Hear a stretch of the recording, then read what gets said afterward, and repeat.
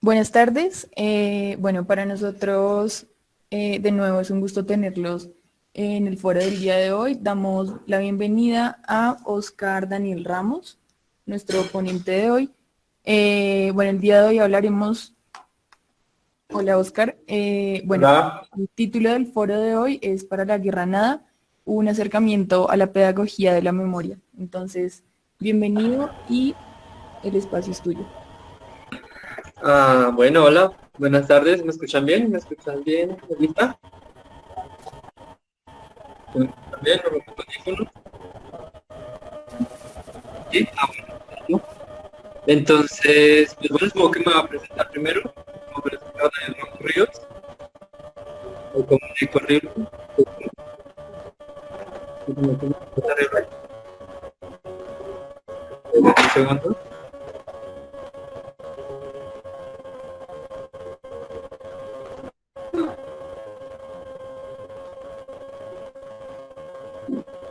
Bueno, Hailey tiene como un problema de sonido. No pasa nada. Bueno, pues me voy a presentar. Mi nombre es Daniel Ramos Ríos.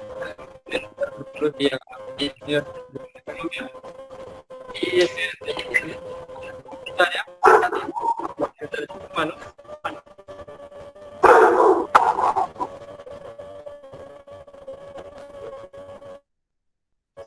Sí, Helen puede silenciar el micrófono, muchas gracias. ¿Listo? Bueno, pues vengo aquí a contarles un poco sobre la educación para la paz, sobre cómo todo este conflicto que ha habido pues recientemente, como toda esta dinámica alrededor de la educación para la paz a partir de los acuerdos de paz justamente. Y pues bueno, es el tema al que me he dedicado pues de investigación. Estoy haciendo en este momento la tesis, la idea es presentarla después de todo ese asunto de la pandemia. Y pues bueno, pues hasta ahora pues voy a contarles por ahí eso. Pues vamos a empezar. Entonces, pues para hablar sobre la educación para la paz hay que hablar primero como de qué es la paz, ¿sí? O sea, el concepto clave de educación para la paz es paz. Entonces, tenemos que la educación para la paz suele ser entendida como un opuesto a la guerra, la paz, como un estado de, por así decirlo, tranquilidad, estabilidad que nos permite vivir en armonía entre todos. Pero este concepto, que es el que manejamos todos, está íntimamente relacionado con la guerra. La paz siempre ha sido lo opuesto a la guerra. Y esto se remonta a lo que llamamos la Pax Romana. Entonces, para los romanos, que es desde donde viene, como casi todas las palabras interesantes vienen de los romanos y de los griegos, desde los romanos viene la llamada Pax, que es de alguna manera lo que ellos entendían como paz era el Estado, el tener el Estado tal cual está, o sea, el status quo, de alguna manera, que todo esté en armonía, pero que todo siga un orden establecido. Entonces, la paz romana implica que cualquier alteración al orden romano, al orden imperial, sea considerado ajeno a la paz y como fin debe ser llegar otra vez a esa paz romana. Entonces, ¿qué pasa? Pues que este término y este significado de la paz, como opuesto a la guerra, como una paz romana, no implica justamente una vida digna, no implica justamente una vida tranquila y armoniosa, sino simplemente implica una vida de vuelta al orden establecido. Por eso la paz como concepto no es un concepto muy antiguo realmente, sino un concepto acuñado relacionado después de la Segunda Guerra, como justamente una nueva forma, una nueva ola de discursos y de prácticas distintas a un orden establecido y a una forma de paz autoritaria impuesta. Entonces, ¿qué pasa? De esta manera, la educación para la paz, los educadores, los investigadores conciben la paz como el conjunto de prácticas y discursos que permitan una vida digna. Entonces, ¿qué pasa? Hay un discurso y un relato de la sociedad común, sociedad civil, que implica no más guerra, queremos paz, pero entonces hay un discurso académico que dice la paz es más cosas. Entonces, ¿qué pasa? Hay un distanciamiento entre lo que entendemos como paz. Entonces hay un distanciamiento entre el cumplimiento de derechos, igualdad, justicia y el trabajo que se debe hacer para que haya paz en la resolución de conflictos y en la vida en comunidad. Entonces, ¿qué pasa? Pues siempre habrá una brecha y siempre habrá digamos que una tensión en términos de entender la paz como simplemente un estado tranquilo sin guerra, pues que igualmente Colombia es lo que necesita, es un lugar sin paz, un lugar sin guerra, un lugar en paz, pero no implica solo el cumplimiento de derechos humanos y pues la justicia por ellos y la igualdad, sino implica un trabajo individual. Entonces, el primero es una visión estructural de la sociedad, entendiendo cómo, de alguna manera, mmm, la estructura como sociedad, como individuos, trabajando en ella, pero no se les va a los individuos en su individualidad, por decirlo de alguna manera, en su unidad. Entonces, ¿qué pasa? Pues que entendemos la paz como algo alejado, que ya veremos como los problemas de la paz, y algo como distante y no como algo que tenemos que hacer todos y cada una, todas y todos y cada una, para resolucionar nuestros conflictos de manera pacífica. ¿Listo? Entonces, ¿cómo entendemos cómo entendemos la paz? Pues bueno, entonces, y la educación para la paz en específico, pues tenemos aquí dos antecedentes claves, que sería la Constitución del 91 y la Cátedra de Paz. Entonces, bueno, entonces la Constitución del 91 implica una crisis de la ciudadanía. Esta surge a partir de una crisis no solo en Colombia, en Latinoamérica, respecto a cómo se trata la ciudadanía y cómo funciona la democracia. Ya sabemos que la Constitución termina siendo una forma, un ejemplo de cómo la sociedad intenta llevar una vida no democrática a una vida democrática. Entonces, hay una crisis de lo que se entiende por ciudadanía, de lo que somos ciudadanía, y termina volviéndose, todos los esfuerzos consumados termina volviéndose a la Constitución del 91, lo que nos da como resultado lo que en ese momento se va a llamar convivencia ciudadana y educación cívica. Lo que en este momento llamamos educación para la paz, que se ha implementado en los colegios, que se ha implementado en la sociedad, en ese momento se llamó convivencia ciudadana. Y lo podemos ver como, por ejemplo, en el caso de el alcalde Antanas Mocus, el cual dirigió toda una serie de propuestas en torno a la convivencia ciudadana, en torno a, digamos, una serie de corpus de cultura, de intentar hacer que la ciudadanía tuviera una forma de cultura, una idea de cultura muy distinta. Entonces hay como esto de los payasos en las cebras, para que la gente aprendiera a pasarse por los semáforos, de los paraderos de buses, para que la gente cogiera el bus en determinados lugares y no donde quisiera, no botar basura, también en contra de la corrupción, toda una serie de que la ciudadanía implica de alguna manera la democracia. Entonces la democracia no funciona sin que la gente la haga valer, sin que la gente se vuelva ciudadana. No nos sirve de nada la Constitución, pues decía en ese momento, no nos sirve de nada la Constitución si la gente no la hace valer. Pues obviamente, evidentemente esto caló en la sociedad de alguna manera, pero de igual manera no era suficiente. ¿Por qué no era suficiente? Porque justamente este estado de paz, esta educación para la paz, no debe ser vista solo como una forma de enseñar y aprender cosas, sino que tiene que estar encerrada en un contexto social específico. Entonces, es muy complejo hablar de paz en el colegio. Bueno, pues supongo que también por eso estoy aquí. He trabajado en colegios, o sea, he sido practicante, he sido pasante, he trabajado en experiencias populares en colegios, entonces es muy complejo hablar de colegio, en el colegio sobre paz, sobre educación, sobre respetarnos y solucionar los conflictos, cuando en la familia del muchacho, en el barrio del muchacho o de la muchacha, hay problemas de violencia intrafamiliar, hay problemas de pandillas, hay un contexto cultural en Colombia que no permite que no haya una, de alguna manera, una apropiación de esta convivencia ciudadana. Entonces, ¿qué pasa? Pues cuando ya sabemos, no voy a entrar en detalles de este contexto del acuerdo de paz, del acuerdo de la paz con las FARC, con el ELN, pero entonces surge la Cátedra de Paz a partir de la ley 1732 de 2014, de la cual plantean como tres asuntos claves para decir eso es lo que debe tener una cátedra de paz, que es cultura de paz, educación para la paz y desarrollo sostenible. Entonces la cultura de paz es como todo lo que les estaba mencionando, toda una forma de discursos y prácticas que conformen a la sociedad colombiana como una cultura de paz y no una cultura de violencia. Eso lo vamos a desarrollar.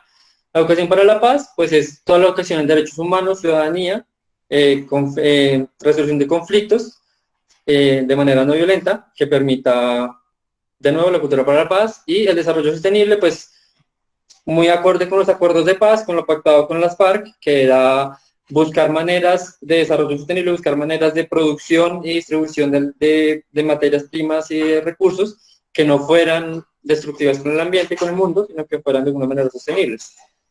Entonces, de esta manera, ellos, por lo que me contaron, varios de ustedes son estudiantes de medicina. Yo quisiera preguntarles si de pronto abrir un poco el micrófono, porque pues ya llevo hablando solo 10 minutos. Quisiera que nos compartiera, al que quiera, ¿no? ¿Cómo vivieron ustedes la Cátedra de Paz? ¿Sí? Entonces, si quieren, voy a empezar yo. Yo no viví la Cátedra de Paz, yo me gradué en el 2014, justo cuando implementaron la ley, pero entonces había una materia, no, la materia era ética, no había ninguna materia extraña, pero en ética había todo un componente de convivencia ciudadana y asimismo en política, en ciencias políticas se llamaba la materia, en 11, que era como aprender a ser un ciudadano, pero era como aprender a votar, aprender cómo funcionaba la política, que eran las ramas del Congreso y todo eso, pero eso era lo que llamaban convivencia ciudadana antes de la Cátedra de Paz.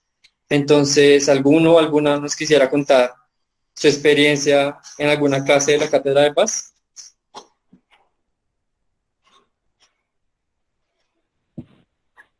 Pues, pues en mi caso, más que una cátedra, fue como la implementación de algo que se llamaba jueces escolares de paz y convivencia, donde cogían, digamos, a ciertas personas de cada grupo y las capacitaban en resolución inteligente de conflictos, como para mantener eso y replicarlo dentro del grupo.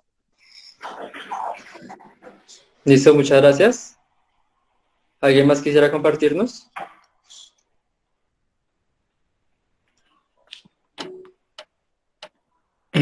Bueno, pues en mi caso, igual tampoco teníamos una materia como cátedra de paz o algo por el estilo, pero igual en el grado 11 teníamos un seminario, día de de ciencias sociales y se llevó a la práctica haciendo una reestructuración de la memoria con actividades de homenajes a las víctimas de la guerra, haciendo pues teniendo diferentes enfoques tanto en el colegio como llevándola. Bueno, listo, listo, se te acordó, pero gracias. ¿Alguien más?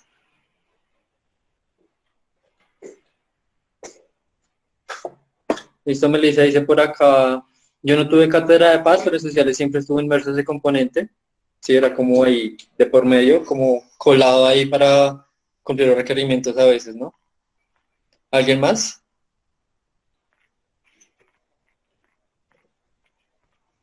Bueno, listo. Entonces, bueno, igual si no quieren responder no pasa nada. El asunto es que recuerden justamente estas clases de educación para la paz, de convivencia, eh, para que sí puedan entenderse un poco más esto. Y el asunto a lo que iba era justamente la cátedra de paz terminó convirtiéndose en un relleno de las clases de sociales o de ética en algunos colegios, que sería lo ideal si implementaron cosas como lo que nos decían aquí, como resolución inteligente de conflictos, como profesores o áreas específicas pues, en la vida escolar, que sí había espacios donde se discutía eso y además eso era la idea de la Cátedra de Paz, que la paz y la educación sobre ello estuviera en el centro del debate escolar y del país. Y lo logró, lo logró. Aquí tenemos, por ejemplo, un ejemplo de cartilla. Entonces se llama Guía para la Implementación de la Cátedra de Paz de Santillana y la Universidad Javeriana, que es como uno de los referentes para estudiar eso. Pues básicamente es como una guía para profesores de cómo implementarlo. Ahora tenemos el meollo del asunto. Entonces, ¿cómo construir paz en un país en guerra? El asunto de la educación para la paz en Colombia es que se planteó como una solución después de los acuerdos de paz, lo que se llamó posconflicto en un momento, pero luego lo llamamos posacuerdo. ¿Por qué así? Porque se llamaba posconflicto porque se pretendía que con esos acuerdos hubiera un cese de la guerra, acabara el conflicto, se acabara todo, y ya no hubiera más conflicto, post-conflicto. Pero ¿qué pasó? Se volvió un posacuerdo porque no logró ese objetivo y más bien era una cosa de qué pasó después del acuerdo específico con las FARC y no después del conflicto. Entonces el conflicto no es solo con las FARC, y nos damos cuenta que el conflicto es mucho más complejo. Hay conflicto con otras guerrillas, hay conflicto con los paramilitares, hay conflicto con el narcotráfico, hay conflicto en la ciudadanía, en la familia, hay conflicto en todo lado en la sociedad. ¿Qué pasa? Pues no puede haber una cultura de paz, no puede haber una educación para la paz si hay conflicto, si sigue habiendo conflicto. Pero el problema no es el conflicto, ¿sí? El conflicto es necesario para las sociedades, para de alguna manera avanzar. El problema es la cultura de la violencia. Entonces, este es la foto que tiene a la derecha, es una foto de la Operación Orión, es una operación hecha por militares y paramilitares en una comuna de Medellín en el 2012, pues que pretendía eliminar de alguna manera una limpieza social y también a eliminar a simpatizantes de guerrilla en Medellín. Pues fue algo muy denso, fue algo muy complejo en el país y pues en la ciudad obviamente. Y con eso quería dar un ejemplo de la cultura de la violencia. Entonces, el primer ejemplo de la cultura de la violencia es el sistema patriarcal y el incentivo de la masculinidad. Entonces, ¿qué pasa? ¿Qué tiene que ver el género y el feminismo acá? Lo que pasa es que el sistema patriarcal es lo que entendemos como la forma en que está constituido el mundo. El patriarcado es la forma en que se constituye el mundo, en la cual los hombres tienen una dominación de poder, o sea, económica, social, política, cultural, sobre las mujeres. Y va más allá de eso, no es solo la dominación, una formas de hacer y pensar sobre el mundo y cómo nos relacionamos con él. Entonces, ¿qué pasa? El sistema patriarcal está basado en la dominación violenta o la dominación a través del poder. ¿Y cómo se llega a esa dominación? A través de las armas. Colombia es una sociedad patriarcal y el conflicto ha sido una relación patriarcal, ha sido un conflicto patriarcal porque ha sido la dominación de las armas sobre las personas, ha sido el poder sobre las personas. No quiere decir implícitamente los hombres, sino quiere decir la relación que nos han impuesto los hombres a partir de cómo nos relacionamos con el mundo. La masculinidad es eso mismo, está relacionado con la patriarcal y es la forma en que los hombres deben criarse y deben vivir. Esa relación y esa masculinidad está relacionada con las armas, con la violencia, con el honor. El honor es una cosa muy densa y que aún nosotros vivimos y es como que se nos mancilla el honor, que se dañe el honor de una persona y debe ser resarcido, debe haber venganza y debe haber justicia. Y eso hace parte de todo ese discurso de la masculinidad. Eso es parte de la cultura de la violencia. El segundo está relacionado a la búsqueda del poder, el dominio y la resolución de conflictos. Solo hay una forma de resolucionar los conflictos, solo hay una forma de resolver conflictos y es que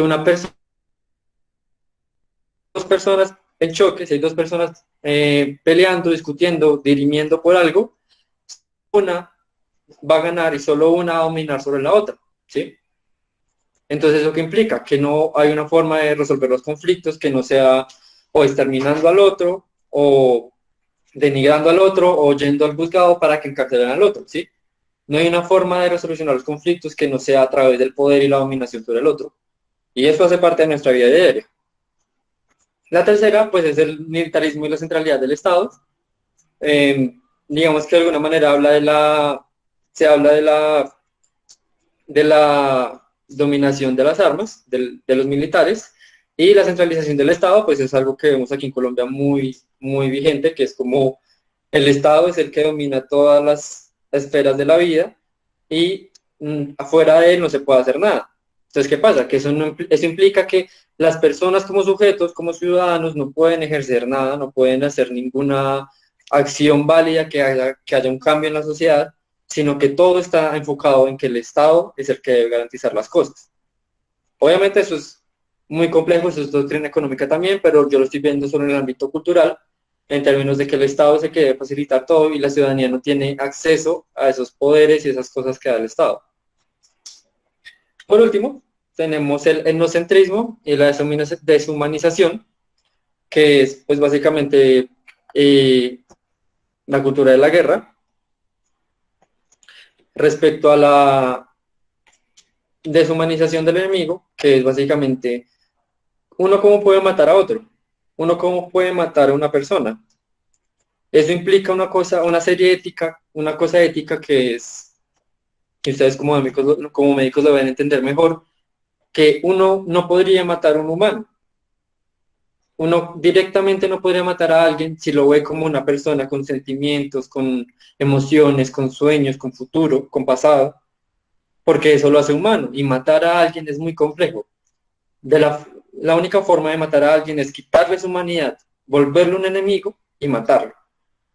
Eso pasa, eso es un ejemplo muy sencillo que nos ayuda a entender esto es, digamos, las series. Las series de televisión suelen hacer que el villano se vuelva bueno. O sea, nos hace ver a nosotros al villano como una persona, nos hace sentirlo, nos hace sentir sus emociones, nos hace sentir su trasegar, nos hace entender por qué es malo. Entonces uno dice, no deberían matarlo, este man es malo porque le pasó esto, esto, esto, esto, y es así por las condiciones, obvio no vamos a justificar su maldad, pero pues es una persona igual que nosotros, humanizar a una persona. En el caso del conflicto de los militares, de los paramilitares, deshumaniza al enemigo. Eh, los militares se han encargado de hacer todo un discurso alrededor de la izquierda, alrededor de deshumanizar la izquierda, deshumanizar los discursos de la izquierda, poniéndolos como los enemigos públicos. ¿Sí? Entonces, que el mamerto, que el guerrillero, que el comunista, son palabras, pero son etiquetas que imponen una connotación social sobre las personas.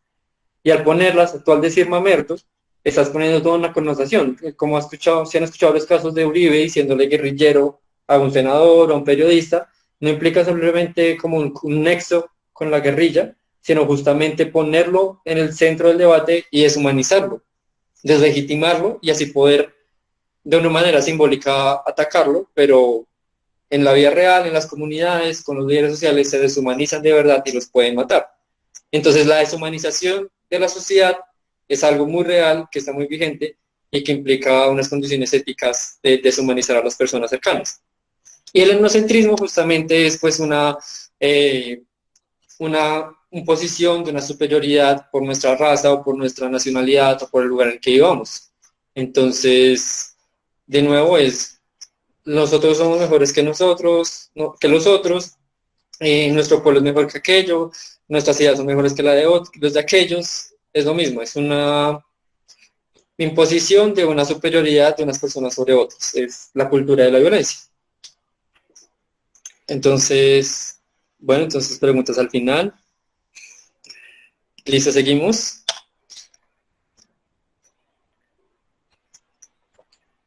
A partir de toda esta cultura de la violencia, surge pues la propuesta de la educación para la paz.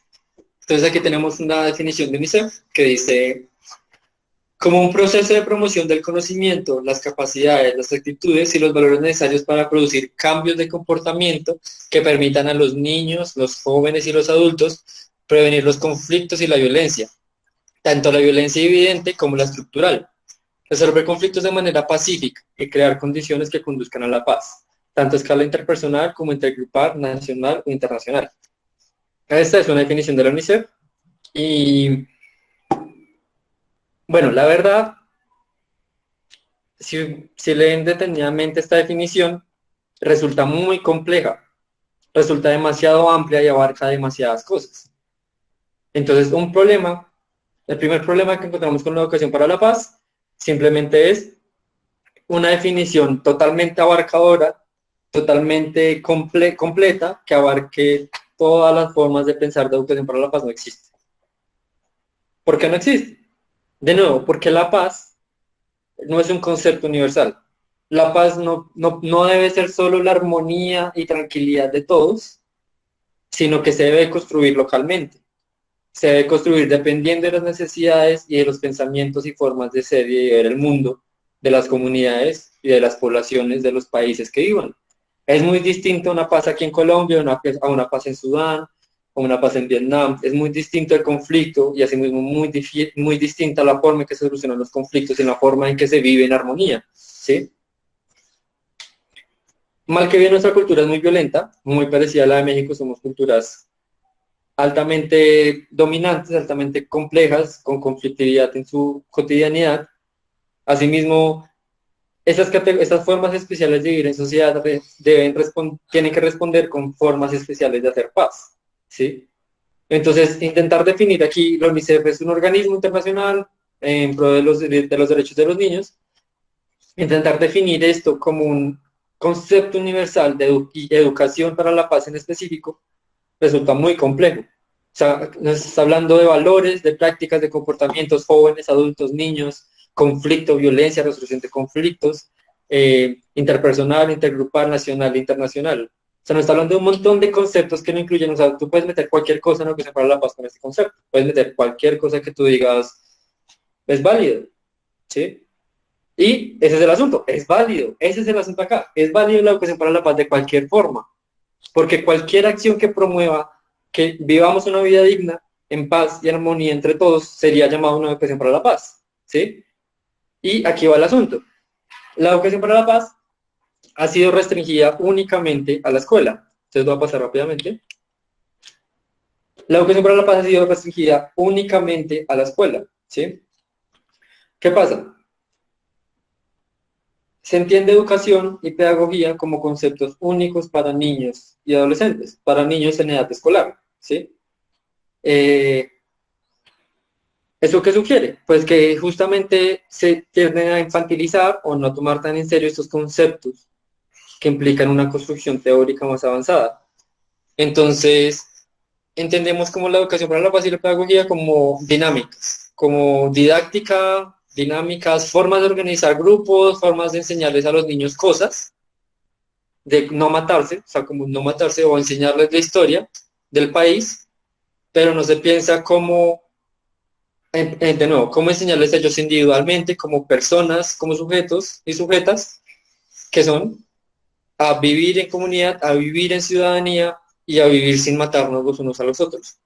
¿Por qué? Pues porque eso requiere un abordaje teórico complejo y asimismo la propuesta de muchos profesores actualmente en el distrito de Bogotá al menos, pues ha sido buscar didácticas y buscar formas que permitan que este complejo teórico y esta cosa no sea tan abrumadora y no sea tan dura y que permita que los niños la entiendan, ¿sí?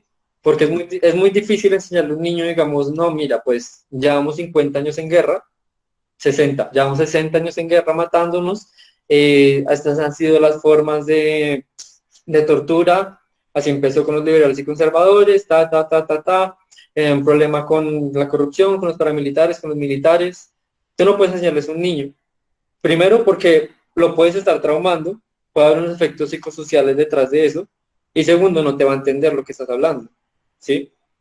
Y a uno que sea un niño grande, de 18, 19 años, va a ser muy complejo que entienda que entendamos la complejidad del asunto, ¿sí? Entonces, por ello surge una propuesta muy importante, que es la pedagogía de la memoria. Aquí a la izquierda tenemos la imagen del informe del Centro de Memoria Histórica, que es el Basta Ya.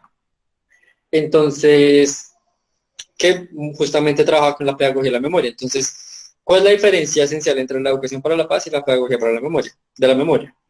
La pedagogía de la memoria es una propuesta crítica a estos planteamientos de la educación para la paz. La pedagogía de la memoria busca visibilizar historias no hegemónicas, es decir, historias desde las víctimas, historias desde las personas que vivieron y que han vivido el conflicto armado. Justamente en contraposición a lo que nos han enseñado en la escuela de la historia común, de la historia de las grandes personas, de los grandes personajes que se maneja, pues digamos, en el nivel escolar.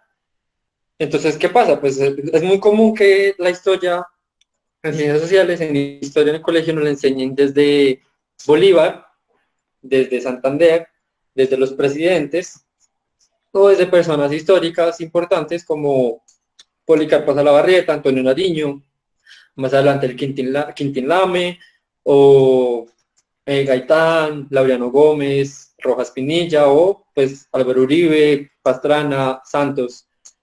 El asunto con esta historia oficial es que es una historia desde las personas y desde los personajes, una historia que está contada como de alguna manera desde la victoria y que no permite ver los relatos más detallados. ¿Qué pasa? Pues que, de nuevo, el conflicto y la historia y la vida en sí no es solo una línea de tiempo que va pasando así lentamente con cosas alrededor, sino que es un enmarañado completo que no es solo ciertas personas haciendo ciertas cosas, sino toda una población, todo un país, todo un montón de gente haciendo cosas al tiempo, transformando el país. No son solo esos personajes, no son solo los presidentes, los grandes personajes, personalidades de la historia como académicos o periodistas o deportistas, sino somos todos construyendo el país, ¿sí? Entonces la pedagogía de la memoria justamente apunta a eso, a que si vamos a narrar el conflicto, si vamos a hacer memoria de él, tenemos que hablar desde las víctimas, desde las personas que lo sufrieron y lo vieron de verdad. Pues eso de las víctimas no solo implica a las víctimas de guerrillas y paramilitares, sino también implica a las guerrillas y a los paramilitares y a los militares, porque ellos también son parte del conflicto y también fueron víctimas de él. Entonces, la pregunta que nos hace la pedagogía de la memoria es cómo estamos viendo ese pasado, cómo estamos construyendo la memoria de nuestro pasado como país y, sobre todo, qué vamos a hacer con el futuro de este país. Entonces, un ejemplo claro de la pedagogía de la memoria, lo tenemos en rojo, se llama Pedagogía para el Nunca Más, la cual es una pedagogía que se dio a través en los años 80 y 90 en el Cono Sur, es decir, Argentina, Chile y Brasil, los cuales en esas épocas estaban saliendo de sus dictaduras, de las dictaduras en el Cono Sur, se llaman así. Entonces la pedagogía para el Nunca Más fue todo este proceso que les estoy contando, pero allá. Allá fue donde inició como esta idea de pedagogía de la memoria, llamada así, pedagogía para el Nunca Más, pedagogía para el Nunca Más y la no repetición, que buscaba justamente que se esclarecieran los hechos de las dictaduras y no se volvieran a repetir. Pero ¿qué pasó? En muchos casos, igual que acá, como se ha visto a partir de los acuerdos de paz y de la búsqueda de la verdad a través de la Comisión de la Verdad, no se ha podido acceder a la verdad de todos los hechos, no se ha podido acceder a lo que realmente pasó, porque la búsqueda de esta memoria y la búsqueda de este relato de las víctimas es que se esclarezcan los hechos, se sepa qué pasó de verdad y se cuente desde todos los ángulos qué fue lo que pasó. Pues, ¿qué pasa? En el caso de Chile, Pinochet, que fue el dictador de ese momento, seguía viviendo allá, seguía estando vivo y seguía teniendo mucho poder. Él era senador después de ser dictador, como cosa parecida acá, ¿no? Fue senador y asimismo tenía su bancada. No permitieron que muchas leyes y digamos, organizaciones sociales avanzaran en este proceso de la búsqueda de la memoria y el proceso quedó truncado, quedó atascado de alguna manera y obviamente hubo una pedagogía desde organizaciones sociales, desde bases sociales, pero no hubo una forma de llegar a este nunca más y no repetición porque los perpetradores de la violencia y los perpetradores de conflicto siguen estando vivos y haciendo de las suyas, básicamente, ¿listo? Entonces, quería preguntarles, de nuevo abrir el micrófono, que me contaran brevemente, suavemente, o sea, una frase, ¿cuál es el momento más icónico que recuerdan del conflicto? Si usted le dice un conflicto armado en Colombia, ¿qué se acuerda? Yo tengo un recuerdo bastante fijo sobre la liberación de Ingrid Betancourt y las demás secuestradas en Operación Jaque. Eso es lo que más recuerdo tengo. Ajá, Operación Jaque. Yo justamente iba a decir ese hecho y pues sumado a ese hecho, las otras liberaciones que se dieron de los otros secuestrados, y me acuerdo que era muy pequeña, pero tengo ese recuerdo como de estar viendo los aviones llegar al aeropuerto, bueno, que en este momento no recuerdo, pero sí me acuerdo mucho de esos, como de ese momento en que los secuestrados bajan de los aviones y se encuentran con la familia. Listo, gracias. ¿Qué más? Uno de los procesos más significativos de la memoria del conflicto en Colombia fue el proceso de la masacre de Mapiripán y Pueblo Bello.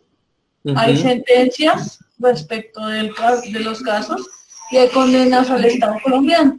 Y eso se vino reforzando en la filosofía de los paraestados en el momento en el que se crean las zonas de distensión en el país. Esas también marcan mucho lo que fue el conflicto y la privación de la libertad, porque no solamente es privar de la libertad a un ser humano y llevarlo, sino también ceder los espacios del Estado para que los paraestados puedan ejercer una pedagogía de gobierno paralela en donde el conflicto es su ideología básica. Gracias. Aquí en los comentarios nos dicen Operación Orión, masacre de Bojayá, liberación de Ingrid Betancourt. ¿Qué más? Pues yo recuerdo mucho la toma por parte del ESMAD y los policías en las universidades públicas hace unos 8 años. Gracias. ¿Me escuchan? Sí. Pues el conflicto armado, pues yo vivía pues en un pueblo pequeño y en una zona donde pues, había guerrilla, entonces uno lo ve como diferente, era pues no vivir como entre el conflicto. Sí, recuerdo una vez que mataron a un candidato a la alcaldía y pues fue como algo que sí tomó como importancia a nivel nacional, incluso el presidente Álvaro Uribe, que era en ese tiempo, pues fue y dio como un tipo de discurso y pues eso es lo que recuerdo de parte del conflicto armado y pues, también lo que decían sobre lo que uno ve en las noticias sobre lo de Ingrid Betancourt y eso. Listo, gracias. Yo recuerdo que en mi familia me decían como no diga que usted es de aquí y decían que no puede ir a visitar a su familia en Arauca porque ha estado caliente por estos días, que es el término que usaban allá. Listo, gracias.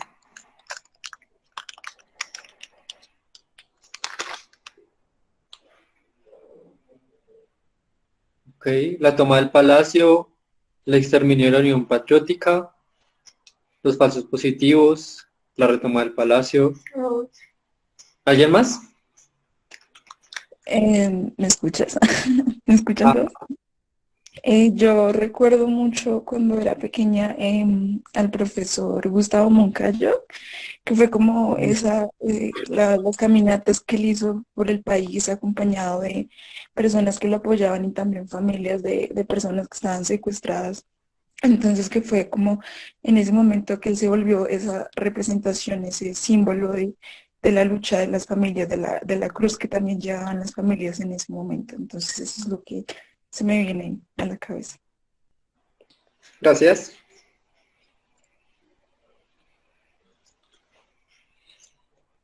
¿Listo? ¿Alguien más?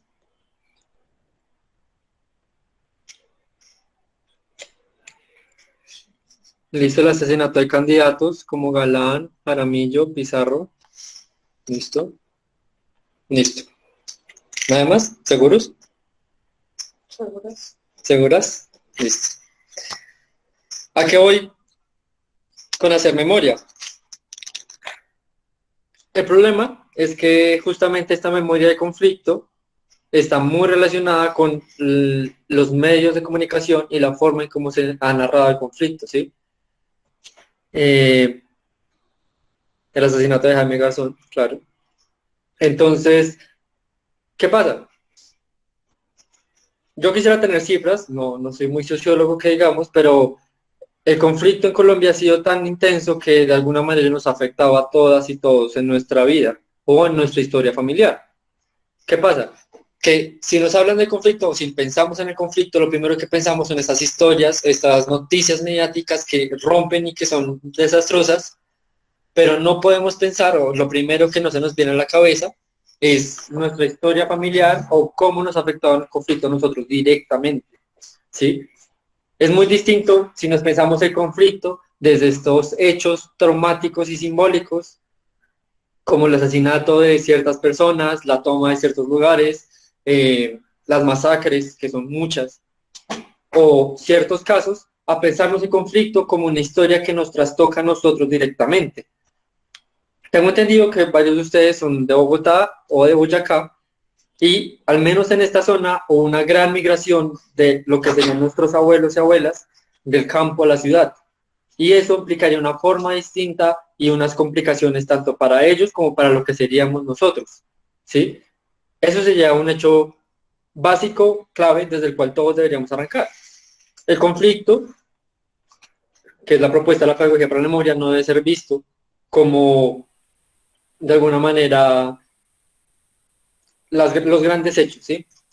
Los grandes acontecimientos del país, sino la confrontación directa del conflicto con nosotros como sujetos y con nuestra historia personal.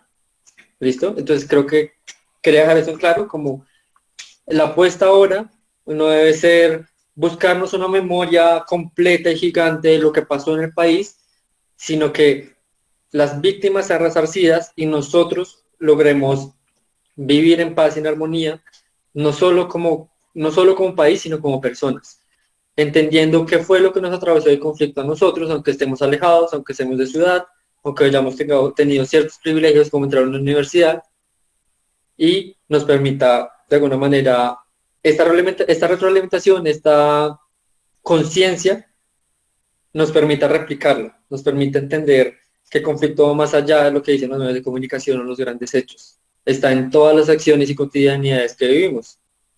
¿Listo? Entonces, volvemos aquí un momento, que es la educación para la paz, que es la apuesta grande, es el nombre gigante con el que llamaremos a todas esas apuestas y propuestas. Y el asunto, pues, sería intentar definirla, ¿sí?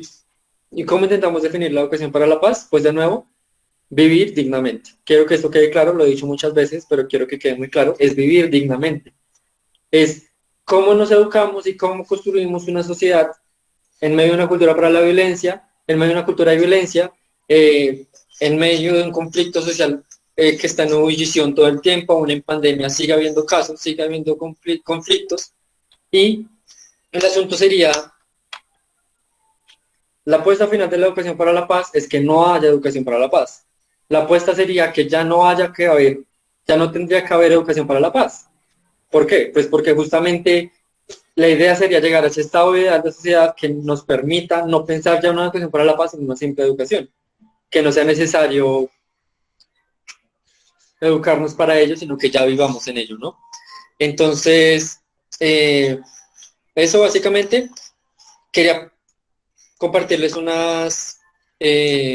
digamos, unas reflexiones respecto a esto, y es que cómo va a ser posible esa educación para la paz entre todas y todos, ¿sí? ¿Cómo va a ser lo posible? Primero va a ser muy complejo, y está siendo muy complejo. ¿Qué pasa?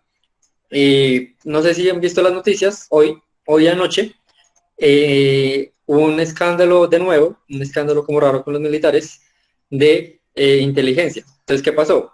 Esta mañana 11 altos rangos del ejército han sido mandados a retiro por un escándalo de inteligencia. ¿Qué pasó?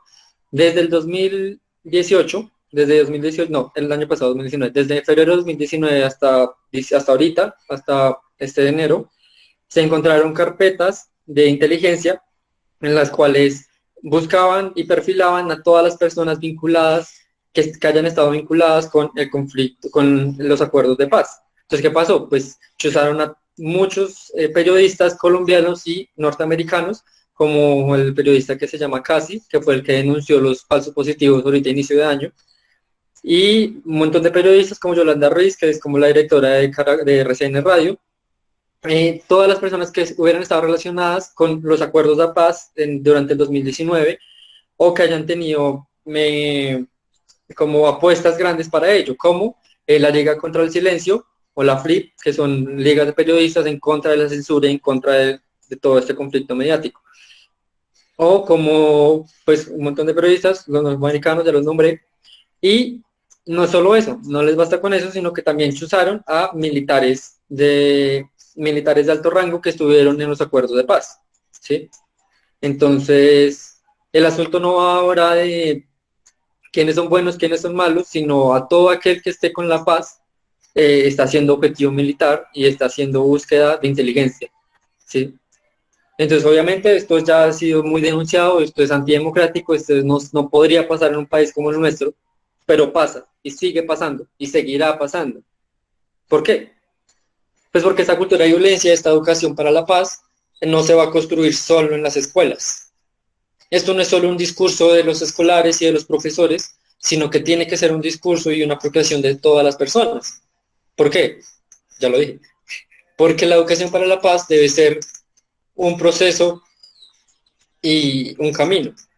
La educación para la paz no es solo, no mentiras, la educación para la paz puede ser cualquier cosa que ustedes hagan y que nosotros hagamos por construir un país mejor y más digno. Desde cualquier profesión que estemos hablando, desde cualquier lugar que estemos hablando, el punto o nuestro horizonte, nuestro norte, es que la educación para la paz nos atraviese y nos ayude a construir un mejor país. Un ejemplo sencillo, un ejemplo mucho más sencillo, es la convivencia en la pandemia. Ustedes dirán, pues, ¿lo que tiene que ver? Pues de nuevo es la resolución de conflictos básica, es la familia. Y si usted pelea con su familia, que es lo más normal, pues hay que cuestionarnos cómo estamos resolucionando esos conflictos, cómo estamos resolviendo los conflictos que tenemos en nuestra cotidianidad. Si cuando nos empujan en Transmilenio o cuando vemos a alguien botar un papel, pregúntese cómo está respondiendo. ¿Está respondiendo siquiera? O sea, o estamos siendo cómplices de esta cultura de violencia, de alguna manera. Entonces, pues es eso. Creo que quería dejar esa reflexión ahí con las usadas de los militares de esta mañana. Y ya, muchas gracias.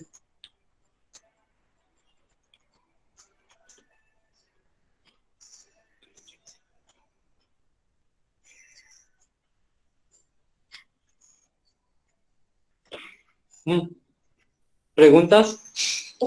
Bueno, muchas gracias, Daniel. Al principio no pudimos como presentarnos ni poder tener la oportunidad de saludarte. Entonces, para que no quede en el tintero, les presento a Oscar Daniel Ramos Ríos. Él es egresado de la Escuela Tecnológica, Instituto Técnico Central 2014, es estudiante de 10º semestre de la Universidad Nacional de Colombia y además de esto se encuentra estudiando en la Universidad Pedagógica Nacional. ¿Me recuerdas tu pregrado en la UPN, por favor? Educación comunitaria con énfasis en derechos humanos. Vale, exacto. Entonces, definitivamente, Ramos, infinitas gracias, excelente ponencia como siempre, y nos dejaste bastantes planteamientos. Entonces, si alguien tiene alguna pregunta, por favor, escríbala en el chat y luego se la hace a nuestro ponente, Oscar Daniel. De nuevo, muchísimas gracias desde la Asociación Científica Estudiantes de Medicina de la UPTC. Estamos muy agradecidos. Y bueno, muchas gracias a todas las personas que también nos acompañaron y claro a ti por el tiempito. Entonces vamos a organizar las preguntas. Entonces si alguien tiene alguna duda, por favor escríbala ahí en el chat. Muchísimas gracias. Gracias a todos, a ustedes por invitarme, a los demás por escucharme, muchas gracias. Si tienen preguntas.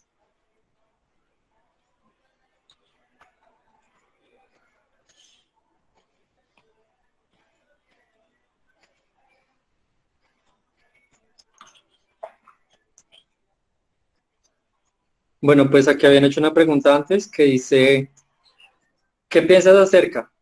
¿Qué piensas acerca no de la resolución de los conflictos como algo que tendrá un fin y ya, sino de un tratamiento no violento de los conflictos? Ya que hablamos de la importancia de los conflictos en las sociedades. Bueno, pues esa es una postura, aparte de la educación para la paz, es una postura nueva, que es como, no se trata de una resolución no violenta de los conflictos, sino simplemente pues justamente resolver los conflictos, no resolver los conflictos no tienen que resolverse, los conflictos tienen que estar ahí, sino que tienen que llegar a una solución, a un acuerdo entre los dos.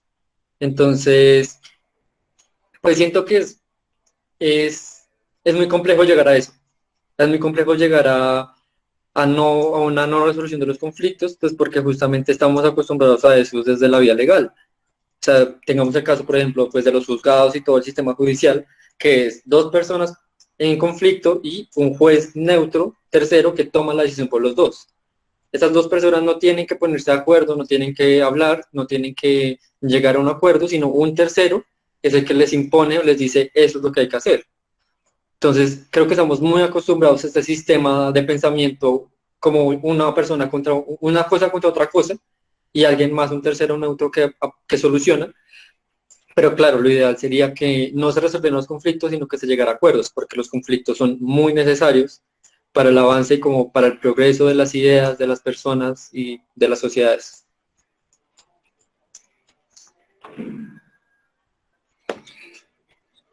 Listo, dice, ¿cómo está manejando el tema de la educación para la paz el Centro de Memoria Histórica?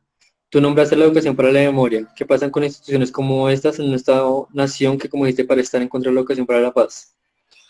Bueno, pues el asunto con el Centro de Memoria en este momento es muy complejo porque entonces el Centro de Memoria es un lugar estatal, o sea, es un establecimiento que funciona con recursos estatales, que su director es nombrado de alguna manera por por los gobernantes de turno. Entonces, en este caso, el Centro de Memoria está al mando el señor Acevedo, que pues, es un afín al centro democrático.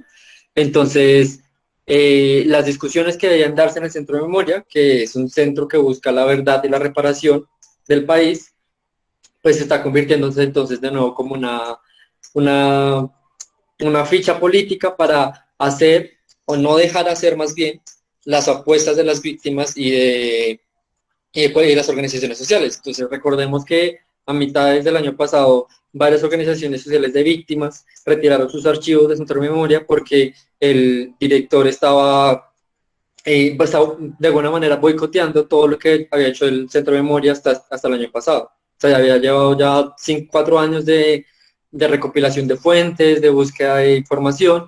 Entonces el Centro de Memoria tenía unas metas, tenía una meta de publicación de libros,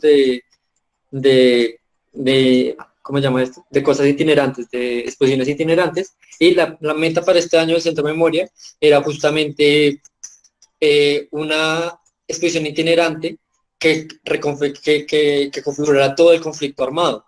La idea del Centro de Memoria, el Centro de Memoria acaba cuando logre llegar a toda la verdad y hacer que todo el conflicto armado se vea en un relato simple, sencillo, que entendamos todos. Esa era la meta para este año del Centro de Memoria. Con todo esto del tema del director Acevedo, no se ha podido hacer, no lo ha hecho. Y la gente que está trabajando ahí, pues tampoco puede hacer mucho si el presidente, si el jefe si el director del Centro de Memoria no lo permite.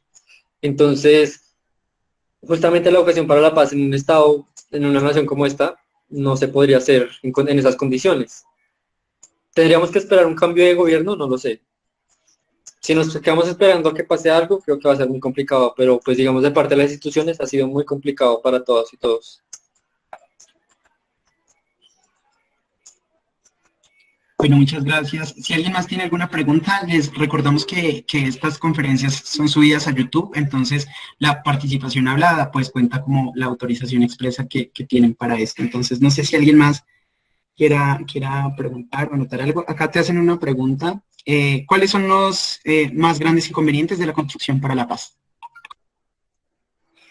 Bueno, pues obviamente hay un inconveniente político, ¿no? Como ideológico, de la gente que quiere la guerra, de la gente que quiere que siga esto, pero siento que el inconveniente más grande es nosotros como sujetos, cómo nos hemos construido. O sea, como una cultura tramposa, como una cultura el vivo y el bobo de mamá y papá. Entonces, como no es solo esta sociedad que quiere la guerra, en conflicto ideológico, no es solo esta gente allá en el Congreso y esta gente alejada de nosotros, sino que es justamente nuestras acciones y nuestra cotidianidad con otras personas la que no permite que haya una convivencia para la paz. O sea, es muy complejo. O sea, aquí lo estamos hablando así como, yo lo hablo así charladito, como ustedes me escuchan y tal, y sí, la paz es necesaria, la paz es buena, pero pues colgamos aquí y nos vamos a pelear de alguna u otra manera, ¿sí? O sea, es muy complejo construir paz en un país que ha vivido en guerra desde siempre. Entonces siento que el mayor inconveniente es justamente como nuestras mentalidades personales y nuestros relacionamientos como personas.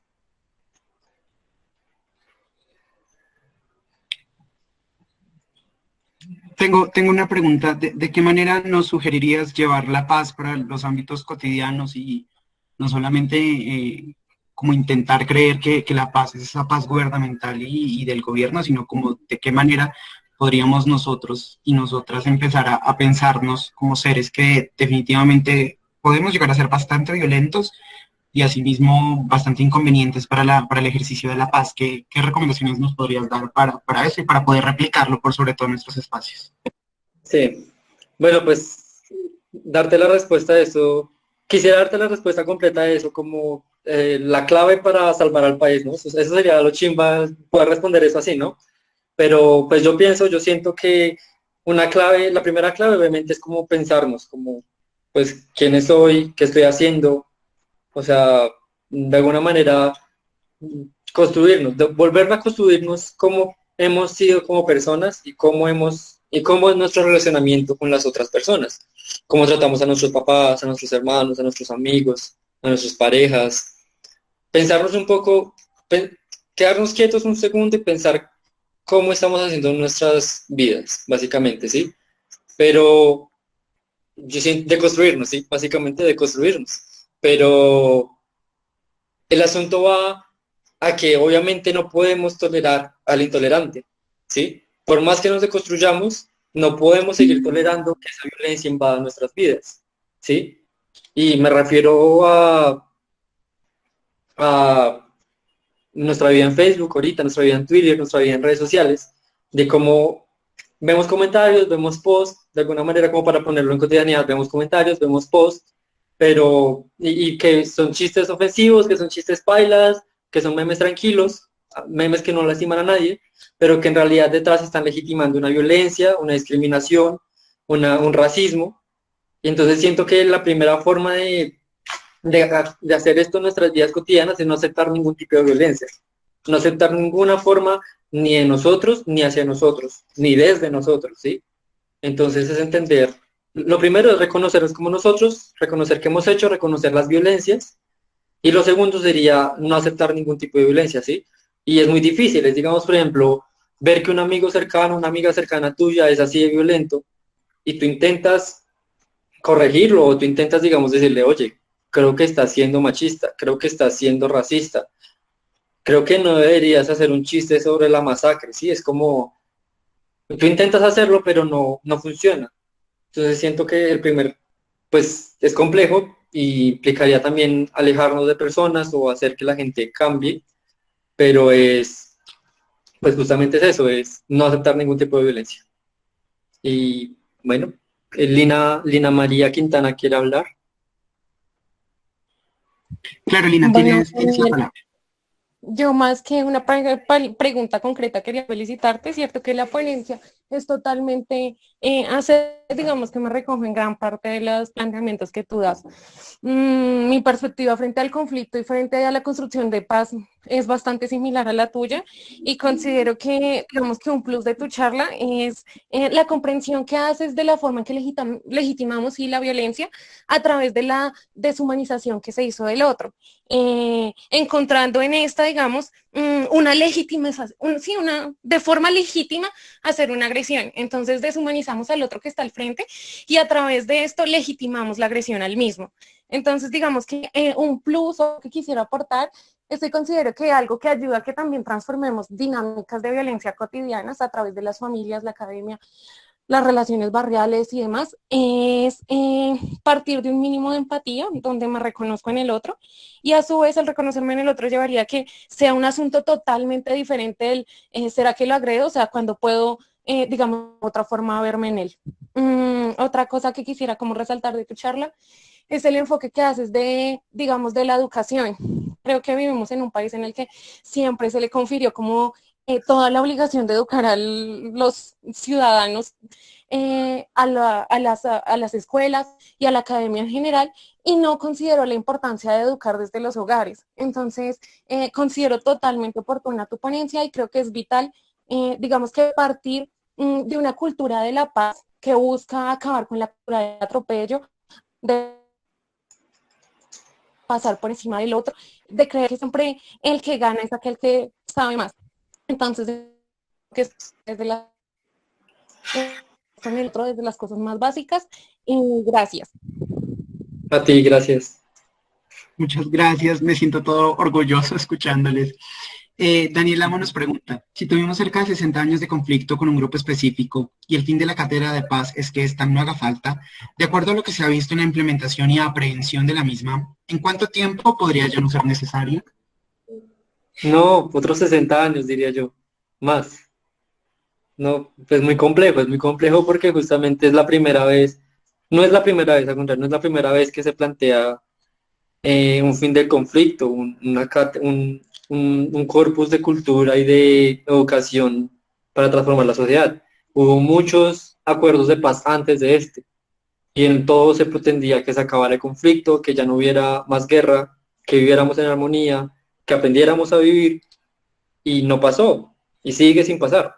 Entonces, el asunto es que el contexto social sigue siendo el mismo, ¿sí? Sigue apareciendo guerrillas, sigue apareciendo conflictos, sigue habiendo pobreza, entonces no hay forma de erradicarla y que ya no sea necesaria. O sea, al fin, lo decía en términos de que llegaremos algún día, ojalá lleguemos algún día, no, ojalá no, llegaremos algún día a la sociedad colombiana que no sea necesaria una ecuación para la paz, porque ya estaremos en paz. Entonces, ¿cuánto tiempo será necesaria? Ojalá solo otros 60 años.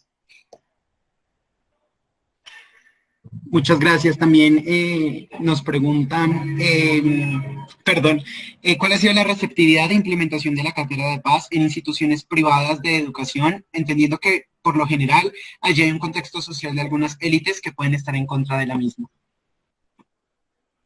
Bueno, pues quisiera tener más datos para responderte esto, pues solo he trabajado en educación en instituciones de educación pública, pero igual la Cátedra de Paz es un mandato, entonces en todos los colegios la implementaron de alguna manera, eh, pero mm, tengo que decir que no hay que generalizar en términos de ricos y pobres, ¿sí?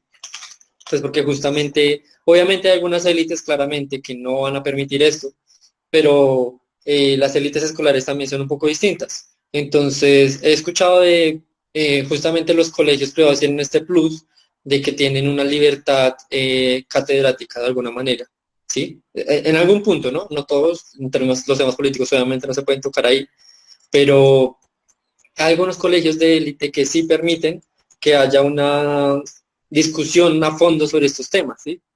Pero más allá de eso no sabría decirte, pero estoy seguro que sí se ha implementado en todos los colegios del país, de alguna u otra manera. Vale, creo que no hay más preguntas. Muchísimas gracias de nuevo, en verdad demasiado importante reconocer la aprehensión que podemos llevarnos desde tu ponencia y que definitivamente siento que tuvo un impacto, por lo menos muy personal, en eso de crear paz en uno mismo y no esperarla solamente de afuera. Entonces, un gusto haberte visto, un gusto como siempre haberte escuchado. Tienes las puertas abiertas de ACM PTC y en el momento que quieras volver, por supuesto, te recibiremos con los brazos abiertos. Entonces, bueno, muchísimas gracias a ti, a todos y todas nuestras asistentes. Esperamos que tengan muy buen día y como siempre, muchas gracias. Demasiado Claro. orgullosos. Gracias a ustedes, muchas gracias por recibirme. Estaré pendiente entonces para la próxima. Claro que sí. Que estés bien. Chao. Chao. Gracias, Lina.